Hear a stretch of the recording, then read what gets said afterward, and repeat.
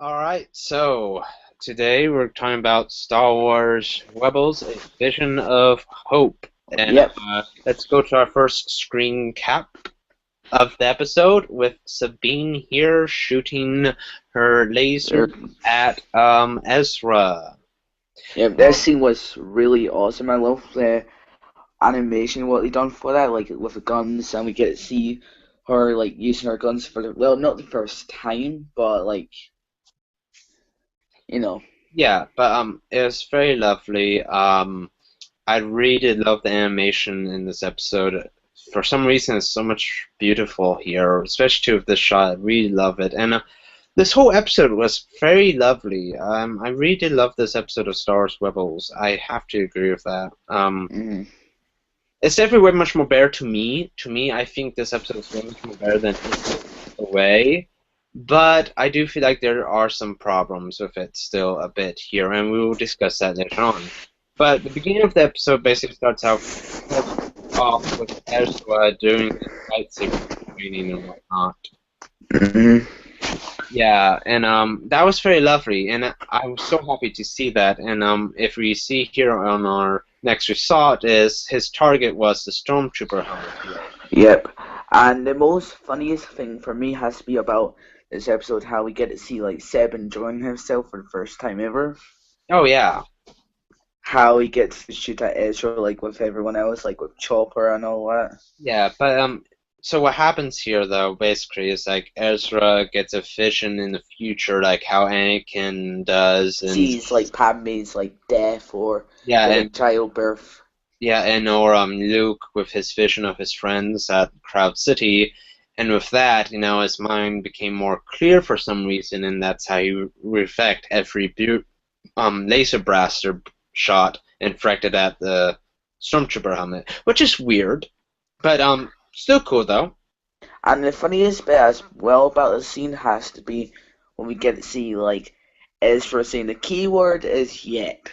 Yes, and but there is a problem though with the vision thing. It kind of, if you pay attention close enough, it kind of ruins the surprise, the twist at the end a bit. Mm, But we'll get to that when we get to that. yeah, Our next screen cap here is Pierre using his lightsaber gun more. Um, yep, this is a beautiful shot here because we finally get to see how his lightsaber gun works out, and that's the bullet right there. yep. It's kind of like a cool spark thing. Oh yeah, definitely. It's almost like force lightning in a little ball. Yeah, the brilliant bit about the scene as well has to be when we get to see that kid again from Breaking Ranks. How him and Ezra are still like friends and still in contact. Yeah, it's still questioned though if he's actually friends with Ezra or he's just trying to work with him and then they can get more information about Ezra and whatnot for Yeah, to the Inquisitor and all yeah. that. But Because if you guys go back to Breaking Ranks, as we see that the kid who goes into the Corellis' office, um he was speaking to the Inquisitor and he wants to find out more about his wee rebel friends and all that. yeah, so it was very lovely. I love, like I said, for some reason I feel like the animation in this episode is a little bit better than the rest. Yeah, For some like reason, not. that's what I feel like. I feel like the lighting is better. Mm, But still, though, in the story here, basically Ezra gets a vision of something's going to happen to the guy. What's his the name? Senator, The or to senator come. who always does the rebel broadcast stuff. Interferes with the imperial message and whatnot. Ezra gets a Mm, vision that he's going to be in trouble. And here's the weirdest thing. This came out of nowhere to me for this episode. All of a sudden, Ezra is so excited about this guy, but in every episode, he never gets that excited about the what's his name?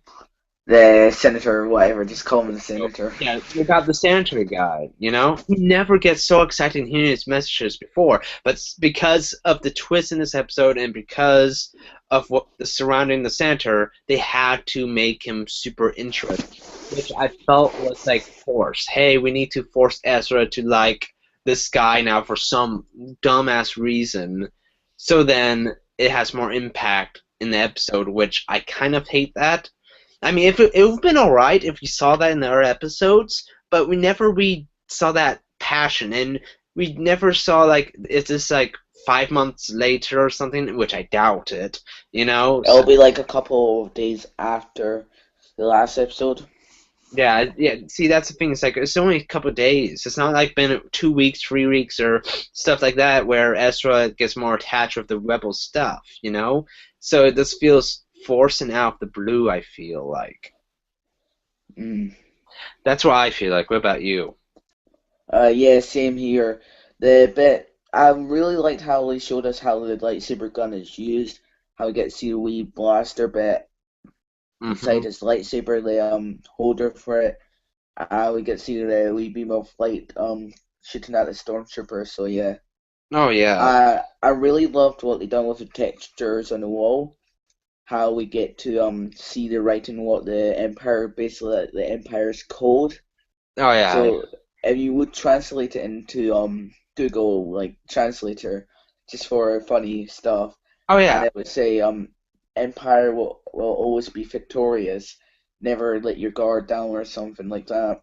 Yeah, and that's if people don't know, or if you're new to Star Wars and watching it on Star Wars Rebels, the writing here you see in the background is basically Star Wars language, the alphabet, and it's actually with alphabet too. You can actually uh, grab one of those books with the Star Wars alphabet and whatnot, and actually write stuff in the Star Wars language.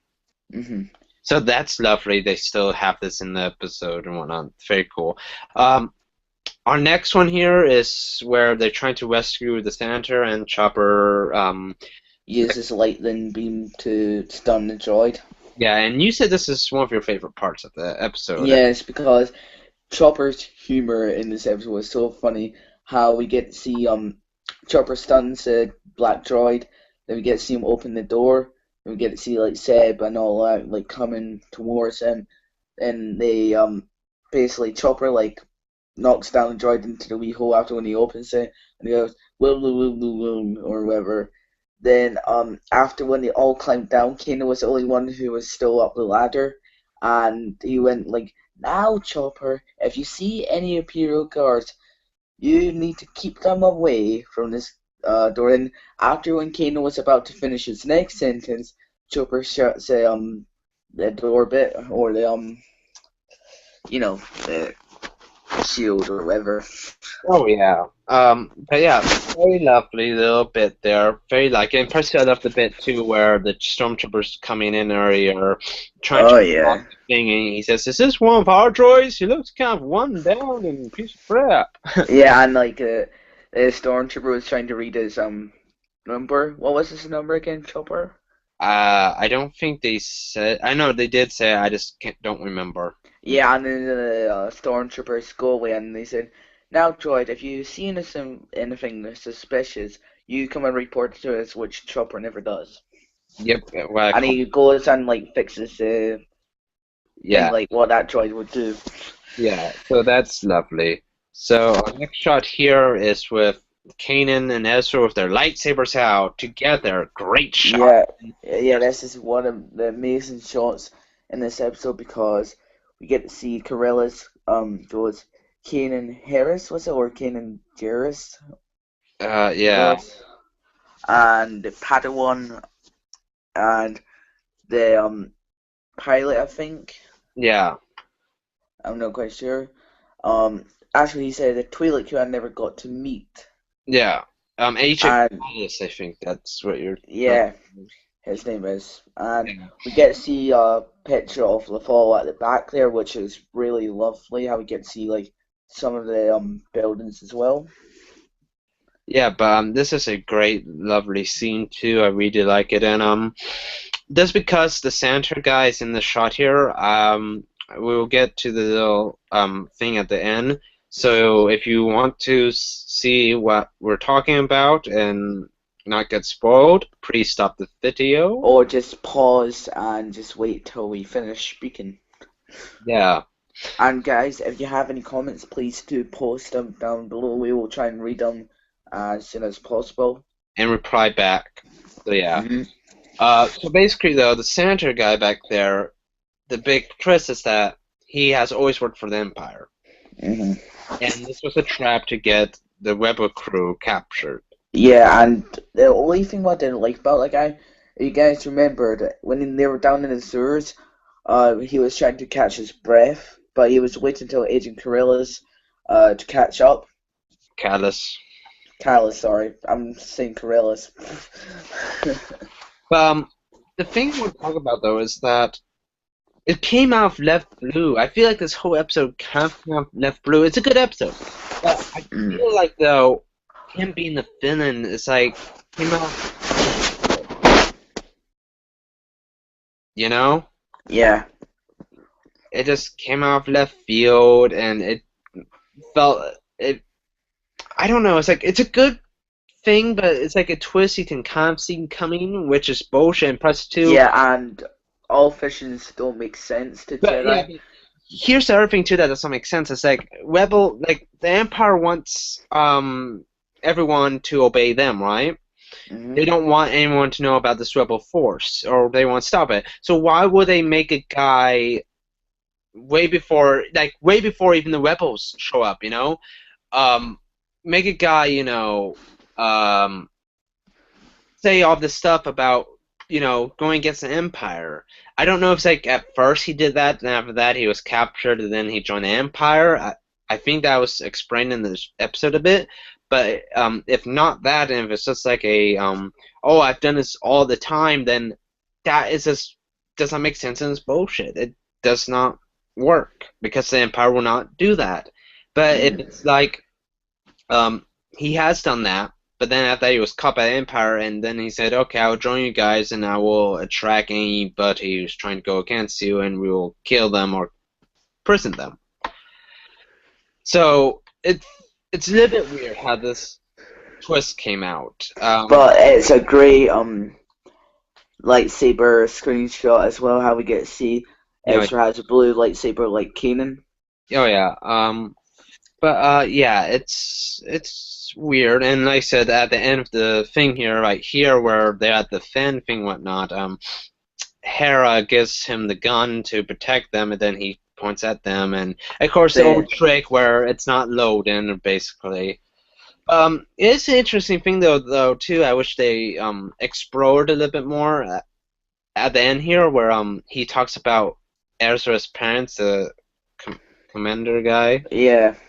And talks about that, you know, they are his parents were dumb and stupid to go against the Empire, and he says that they should have joined the Empire while it was still last. Yeah, and before they died, because he basically pointed out that, you know, they're dead, which we still don't.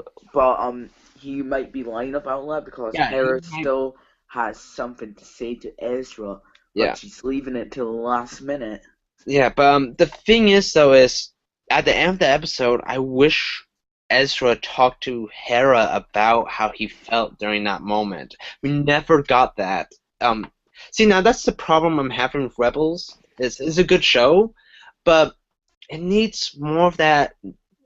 It needs more of that character talk. It needs more of that, like that inner character talk. You know, like. Because we need to know what they're feeling. Except for like, oh, let's hold off to like the next episode or like 2 weeks later, you know? Yeah. We know that now, so then we can get developed. I mean, we're still doing this whole Ezra parent thing, which is okay. I get it. And if Ezra has like one vision, he might have a vision of like his parents still being alive. Yeah, and here's the other problem too. It's like Hera still knows what happens to his parents, and they're not addressing that, and that would have been the perfect time for her to address that. But she doesn't. She doesn't, and we're not having this great character for them because they want to build that up to the last episode. Yeah, of season one or either season two or in between season two maybe. We don't know yet. But still, I just wish they just get on with it already and not have us like wait and wait and wait. Mm. But other than that though, the episode is very good. I did enjoy it way much more better than It Hits Away. I know Lando was in there and got to love the Lando, got to love Billy Williams, but I felt like though I care more about our characters and more character fun with them than A Little Adventure with Lando. Yeah.